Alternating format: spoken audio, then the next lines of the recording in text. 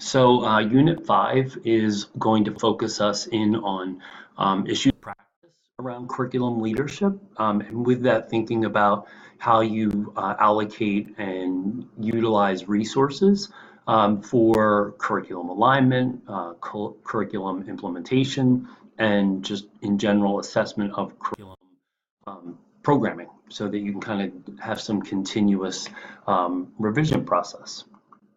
So the objectives for this week or this unit is really to kind of develop that idea of how do you supervise and evaluate staff. That's one of the things that's part of the description for the certification related to curriculum implementation. Thinking about designing and developing around learning materials and thinking about how you can implement some innovative programs along with some traditional curriculum, and as well as how do you kind of go about examining, the instructional program.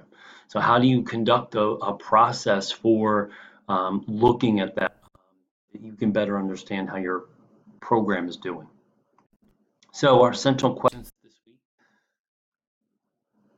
really want to be thinking about how can you anticipate problems of practice around curriculum implementation, how you can utilize and manage resources for what and how to teach.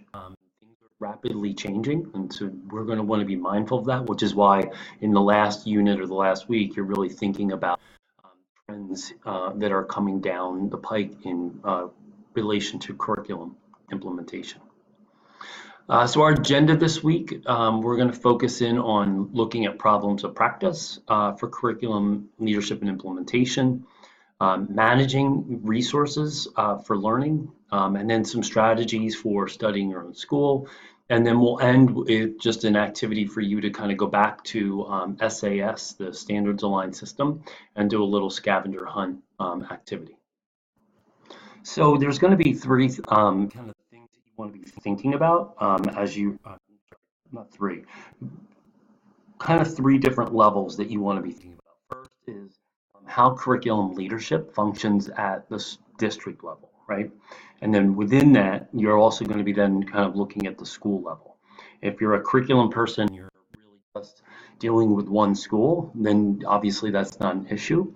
But if you're a district like most in our area, there are usually several elementary schools and middle schools in the same school district that may feed into one high school, and some school districts may have more than one high school.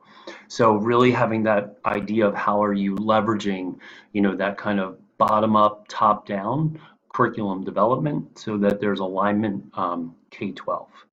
And we know that in that curriculum leadership, you really need to have a school vision of what it means to implement a quality curriculum. And so that means you would then have to have a district one as well if you have more than one school that you are responsible for. We know that we need to look at national and state standards, but we also know that we as our own institution may have pieces that we value in that vision that may not be represented in the national or kind of local standards, so to speak. We know that then the curriculum leader needs to really develop a school's program of studies then based on those things. So what are the sequence of courses that are going to take place? Usually there are general studies up through 8th grade, but math usually starts to take a course in 6th grade for pre-algebra, sometimes even as early as 5th grade, depending on the level of student. So you're going to make sure that you're developing a trajectory for your program of studies that starts out at your first or the earliest grade that you offer to the last one that you offer. You really want to think about a vision for being a learning-centered schedule, right? So we're not scheduling, students to be pulled out for support when the classroom is delivering core instruction, right? And so we want to be thinking about how are we scheduling so that that is appropriate for all students, so that they're not missing things that are important in the program. Likewise, I was teaching at the high school, and not oftentimes I'd be in the middle of starting class, and a teacher would come down because they had discipline duty for a period, and they'd pull a student out of the first 10 minutes of class. And I'm like, well, that's the most important 10 minutes of class.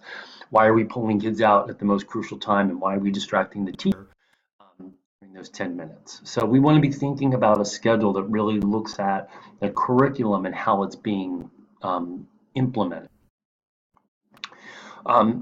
We want to think about then how is the curriculum being integrated. So a great example of that is our IB career program that we've just implemented in the past few years, where there's a series of courses that the student takes that kind of go cross-curricular for that goal of getting an IB diploma. So you want to be thinking about what extent does the school want to offer that. I said this before, that alignment of the curriculum so that what the one grade or one course is doing is preparing them for the next, and vice versa, right? And then, of course, you're going to need to monitor and assist with curriculum implementation. So we'll talk a little bit about what that looks like. And so the last piece that you want to be thinking about as you are becoming a curriculum leader is to then think about, we talked about the district level, we talked about the school level, now we want to be thinking about the classroom level, right? And so, that is where you're going to also need to provide leadership.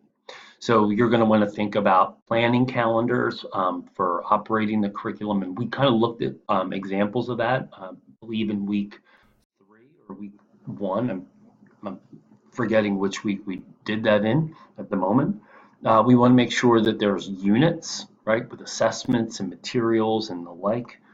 We want to make sure that we are enriching the curriculum as well as remediating those who aren't necessarily accessing that at first try. And of course, we need to evaluate the curriculum. So these are going to be things that we talk about in the next few videos. I'm kind of creating them in short segments just so that you don't have to watch one continuous video. We just want to kind of end with kind of these 4 major tasks of curriculum leadership that you're going to be facing. A, ensuring curriculum quality and applicability, right? So can you get up in the morning and look in the mirror and make sure that every kid in every classroom is getting what they need and that it's applicable to their lives and their future, right? We want to make sure that the second task is really integrating and aligning the curriculum so that it makes sense for the students and there's a progression.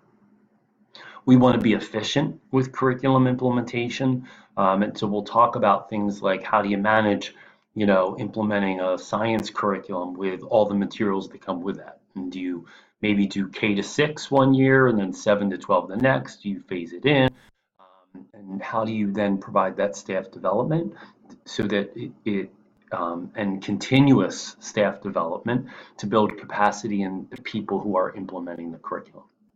And then the last major task is you're kind of regularly evaluating, enriching, and updating the curriculum. So many school districts go on a 5-year cycle for curriculum development, but if we do know that if we wait 5 years to evaluate and update the curriculum at this point, we could be very outdated. So you want to make sure that you're kind of constantly looking at that, maybe not making big wholesale changes each year, but certainly making sure that each year that you are effectively doing what you set out to do. So this concludes the introduction for week 5. We'll pick up the next little vignette. We'll talk about problems of practice.